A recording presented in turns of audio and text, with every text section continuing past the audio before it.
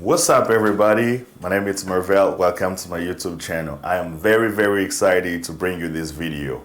Happy New Year, and I'm very excited to be a part of those that made it to 2024 because this year has a lot in store for all of us. So let me get this video off by telling you guys thank you for everything you've done for this YouTube channel. All your comments, all your engagement, all your advice has made me the person that I am today. If it wasn't for some of y'all, let me be honest with you, this farm will probably not exist. But today we're not here to talk about grievances. We're not here to talk about calamities that's happened in the past at my farm. We've already passed that stage. But for some of you that just tuned in and you don't know who I am, my name is Mervel. And if you have no idea what I'm talking about, I'm gonna link a video up here so you know what happened on my farm when I visited Congo in May of 2023. So if that sounds like something you're more interested in, stick around to the end of the video. Guys, we are building a lot of things at once. We're starting off by bringing the tractor onto the farm, doing weed control. On the top of it, we got way more things coming your way. For instance, we are building the house for my staff to have a place to stay permanently. This is going to be a long-lasting building material. We're going to be using bricks to build this new structure for the farm. I feel horrible when I almost abandoned my farm just because of the things that happened in 2023. I had no desire whatsoever to continue the farm as I advocated for it for a very long time. And I kept sitting and thinking about all of this, right? I'm like, how can I be advocate of something and fall off the wagon? This cannot happen. So something's got to be done about this. But believe it or not, some of you are a part of this. Some of you keep asking me questions, keep reaching out to me, sending me emails and asking me all these questions. I'm like, all right, if I'm doing something and I want to get out of it. At the same time, I got people asking me questions how to do certain things because they see me do it. That is a wake-up call. And on the top of it, of course, my people that I work with, that's on my farm, or my workers, they kept talking to my brothers and asking him questions about when the farm is going to resume the activities, because I almost lost interest after all this whole conflicts between Bayaka and Bateke that occurred in Menkawu, near where my farm is located, right? I didn't really say that I was never going to continue farming, but I was not sure when I was going to feel this hype and to get back into it ever again, right? So you guys remember I had to evacuate, I had to take all the pigs out of the farm and sell them onto the market. I actually lost a lot of money, but sitting down and thinking about the investments, how much money I already put into the projects, I'm like, if I let this go, it's only going to hurt me in the long run because I put time and effort to do all of this. But let me share with you something very important. Guys, we are back. It's not, I'm just saying this on a video. You guys can see for yourself what's happening here. We got people bringing the materials, the bricks are being made, and everything is up and running right now as we speak. I'm already in contact with other local farmers or, a pigs breeder. I'm going to be bringing at least 3 or 4 pig couples to get things started right away, because I'm not trying to do the things, because when I first started, you guys remember my story, I started with only 2 pigs. It was a male and a female, and they were young. But this time around, because we were already into the game, I'm not trying to start right from the scratch. I will probably have 2 or 3 couples depending on the price on the market as we speak, but I will probably go for a fully grown boar and a sow, so I can have them breed in my farm, because we already got the logistics there. But the only time that gets to happen is if the construction is complete and the people actually move into the farm, and then we'll get things started. So we were able to manage weed control. We probably plowed around 5 acres worth of them. So we did that because, number one, I am planning on planting corn or some other commodities. But corn will make a lot more sense because I'm trying to bring pigs back and livestocks are going back to the farm. It'll make more sense for me to grow corn so when we harvest, we could use that to actually make their feeds. Because for some of you that don't know, pig feeds or any animal feeds, if you own a farm, it's way costly.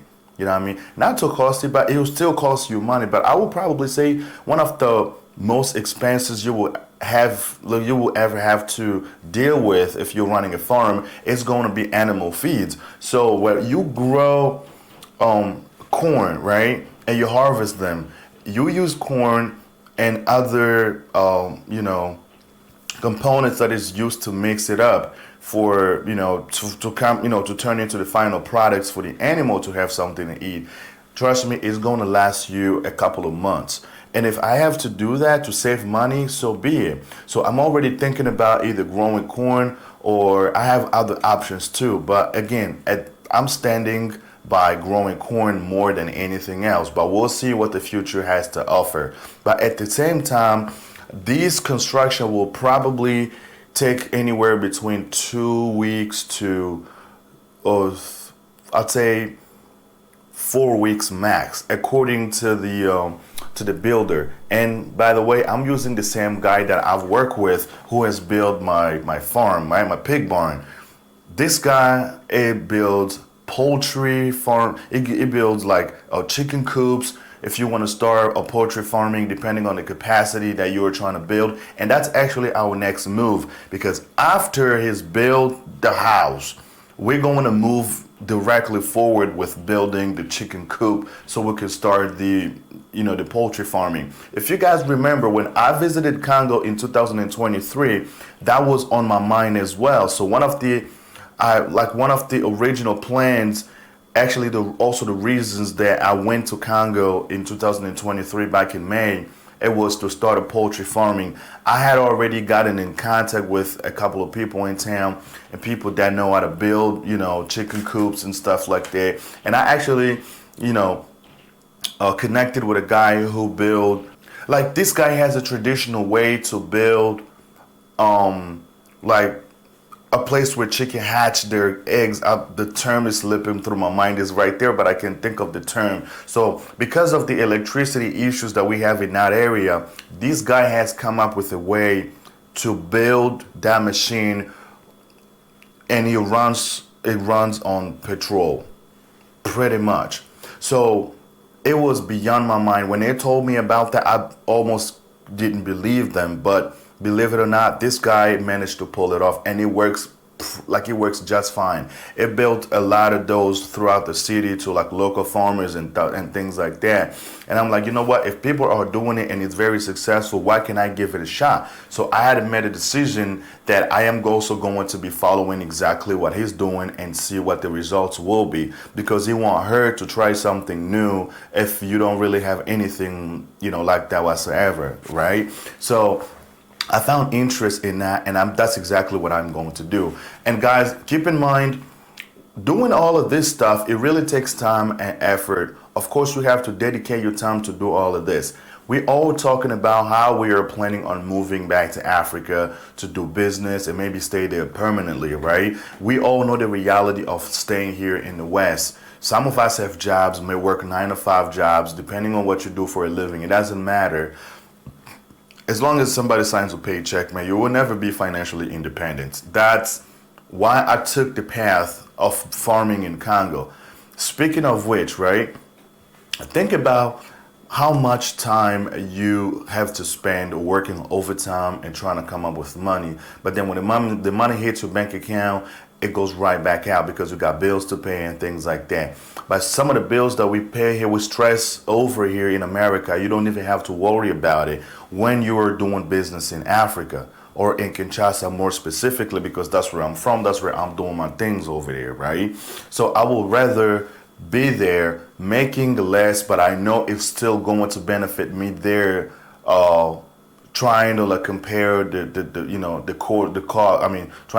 compare the cost of living. Because make no mistake, it might seem like we make a lot of money here in the West, but in reality, if you do all of the expenses and you take a certain amount out, we're pretty much left with anything. But if you're blessed enough to have a job that pays really, really good money, you should use that in your advantage. Take advantage of it. Save as much as you can and start your projects back in Africa. And that's kind of the same thing that I've done. And let me remind you, this is the time of the year where this is like the tax season year. Guys, I don't know what your head's at. Well, I don't know what you're planning on doing with your money. That's none of my concerns. But for some of you that follow my channel who have the same ambitions that I do have, this is probably one of the best shots you have to get started, because when you file that income tax, whether you have dependents or not, but whatever amount of money you will end up getting, that should be used in Congo, right? You buy your land, you start your activities, and you're good to go. You know what I'm saying? So we all have to be golden, because I don't only talk about this just for my own personal sake, because I got something going on for myself already. Yes, my farm is still in the building phase. I'm building stuff now. The good thing, and one thing that made me really happy about the investment that I've already done on my farm is that, yes, right now I don't have no animals on the farm because of what happened in the past, but I'm not starting from I'm not starting from scratch either. I already have a barn built. All I need to do is buy animals and bring them there. Period. But the reason I can't do it like right now as I'm recording this video is because I don't know if I told you guys, but I just have to come forward. Remember, I had built this a little, place for my staff to have a place to stay while they're gardening the farm, but that was meant to be temporary. But unfortunately, when I moved all the pigs out of the farm, sold them, we didn't have anybody left on the farm to do any sort of security or anything like that. It ended up getting pretty much torn apart. People stole it. They sold it to the black market. And honestly, I don't feel bad about it, because we gave them that opportunity. The farm was abandoned at one point. You know what I'm saying? And like, having conversation with people, keep asking me questions about it. I'm like, man, I gotta do something about it. And one of the things that actually reactivated me and pushed me to going back, right, and resuming the activities is when the leaves grew out of control and you could barely see anything. Keep in mind, we had launched a tree planting campaign early in 2023.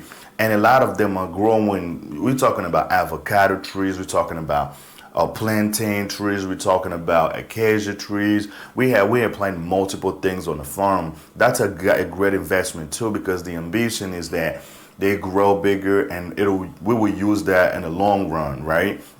But think about it. If somebody starts a fire somewhere and it spills quicker, it might hit our farm, and we might probably end up losing the pig barn we had already built, as long as the trees that I have spent so much money on, right?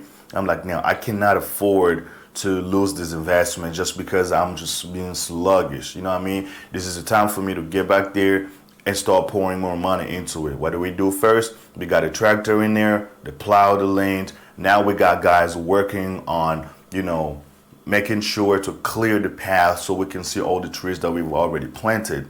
The whole reason behind it, because when the weeds is growing alongside the trees, they prevent them from growing. They almost like the tree killers. So you don't want them around your trees. So you really have to do something about it. And we hired a team. They're actually working on it. If that sounds like something you'll be interested in watching, turn that notification bell, because I also have footage.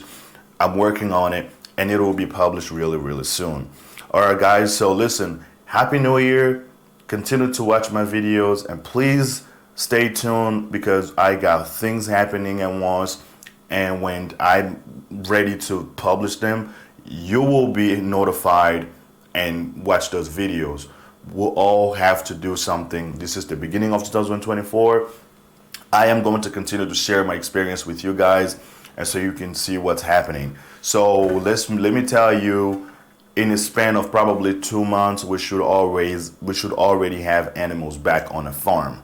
Don't quote me on that, but that is just my estimate that I have. But if you could, tell me if that time frame sounds good or not, depending on like how much time it'll take them to build. But this shouldn't really take too long because it's going to be a 1-bedroom house that they're building, just so enough to allow people to be there permanently, taking care of the farm and keeping things rolling. All right.